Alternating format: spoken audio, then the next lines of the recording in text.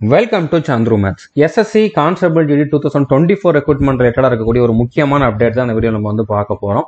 அதாவது physical test, medical test, document verification, remedical எல்லாமே வந்து பார்த்தீங்கன்னா கண்டினியூஸாக அடுத்தடுத்து நடக்க போகுது.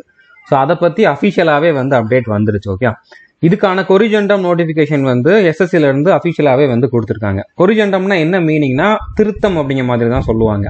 நாங்கள் ஆல்ரெடி கொடுத்துருந்த நோட்டிஃபிகேஷன்ல இருந்த இந்த பாயிண்ட்டை மட்டும் நீங்கள் இந்த மாதிரி எடுத்துக்கோங்க, அதில் இந்த மாதிரி ஒரு திருத்தம் பண்ணியிருக்கோம் அப்படிங்கிற மாதிரி அர்த்தம். ஓகே, ஸோ ஒரு சிலருக்கு வந்து இப்போ வந்திருக்கக்கூடிய 25 நோட்டிஃபிகேஷன்லையுமே வந்து இப்போ வரப்போகிற இந்த ரெக்ரூட்மெண்ட்லையுமே வந்து இந்த மாதிரி தான் இருக்குமா அப்படிங்கிற மாதிரி டவுட் இருக்கும். அதை பற்றி நம்ம இப்போதைக்கு எதுவும் சொல்ல முடியாது. இப்போதைக்கு அதில் ஃபர்ஸ்ட் எக்ஸாம் தான் வரப்போகுது, அதில் நீங்கள் வந்து ஃபோக்கஸ் பண்ணுங்க. ஸோ இந்த நோட்டிஃபிகேஷனில் என்ன கொடுத்துருந்தாங்க, இந்த கொரிஜெண்டம் நோட்டிஃபிகேஷன் என்ன கொடுத்துருந்தாங்க அப்படிங்கிறத பார்க்கலாம்.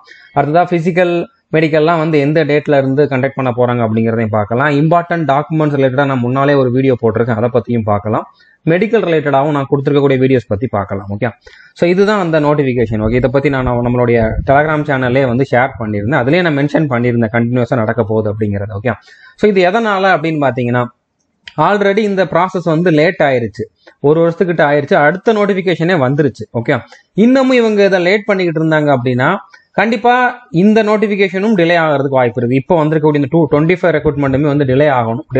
இல்லைன்னா ரெண்டுமே ஒரே நேரத்தில் கிட்டத்தட்ட ஒரு 3-4 மாசம் கேப்ல வந்து ரிசல்ட் வந்துச்சு அப்படின்னா உங்களுக்கு ட்ரைனிங் சென்டர்லயுமே வந்து இடம் இருக்காது. அப்போ கண்டிப்பா இதை வந்து அவங்க எவ்வளவு சீக்கிரம் முடியுமோ அவ்வளோ சீக்கிரம் வந்து கம்ப்ளீட் பண்ணி ஆகணும். 2024 ரெக்ரூட்மெண்ட்டை வந்து கம்ப்ளீட் பண்ணி ஆகணும்.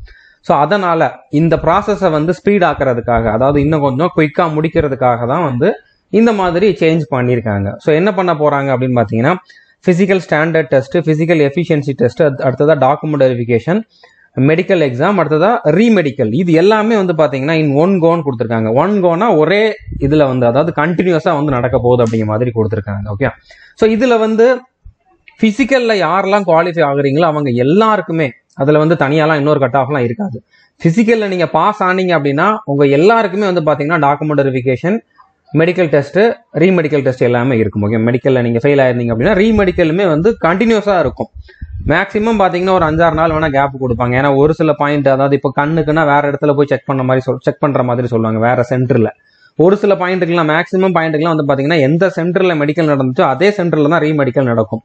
ஸோ இன்னைக்கு உங்களுக்கு வந்து ரீமெடிக்கல் போட்டிருக்காங்க அப்படின்னா அடுத்த நாளே உங்களுக்கான ரீமெடிக்கல் இருக்கும். ஸோ எப்படி பார்த்தாலும் நீங்க ரீமெடிக்கல் வரைக்கும் போறீங்க அப்படின்னா இதுல வந்து பிசிக்கல் நடக்க போகுது, டாக்குமெண்ட் வெரிஃபிகேஷன் நடக்க போகுது, மெடிக்கல் டெஸ்ட் நடக்க போகுது, ரீமெடிக்கல் நடக்க போகுது.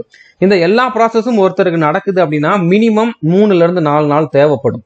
ஓகே, ஸோ இந்த மாதிரி தான் இருக்கும். இது அட்மிட் கார்டு வர்றப்போ கன்ஃபார்ம் ஆயிரும். அட்மிட் கார்டு வந்து இன்னும் ரிலீஸ் பண்ணல, கூடிய சீக்கிரம் சிஆர்பிஎஃப் வெப்சைட்ல வந்து ரிலீஸ் பண்ணுவாங்க. ரிலீஸ் பண்ணதுக்கு அப்புறம் நான் கண்டிப்பா இன்னொரு வீடியோல இன்னும் டீடைல்டா வந்து நான் எக்ஸ்பிளைன் பண்றேன். ஓகே, ஸோ இந்த டேட் பத்தி நான் ஆல்ரெடி சொல்லியிருந்தேன். ஓகே, இப்போ பிசிக்கல் வந்து எப்போ நடக்க போகுது அப்படிங்கிறதுக்கு நான் முன்னாலேயே வந்து வீடியோ கொடுத்துருந்தேன். அதுல வந்து டவுட்ல தான் சொல்லியிருந்தேன். ஓகே, ஆனா இப்போ வந்து கன்ஃபார்மா நம்ம எடுத்துக்கலாம்.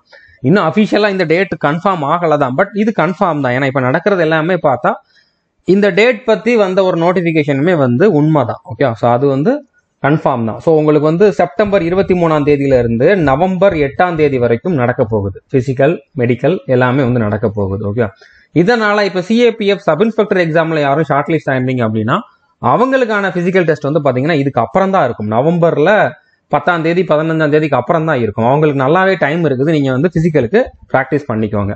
ஓகே, இப்போ இம்பார்ட்டன்ட் டாக்குமெண்ட்ஸ் ரிலேட்டடா வந்து நான் ஆல்ரெடி நோட்டிபிகேஷன் வந்த டைம்லேயே வீடியோ கொடுத்துருந்தேன், அது எதுவும் மாற போறது கிடையாது. ஓகே, ஸோ இந்த வீடியோ பார்க்காதவங்க பார்த்துக்கோங்க. நான் டிஸ்கிரிப்ஷன்ல இந்த வீடியோக்கான லிங்க் கொடுத்துருக்கேன்.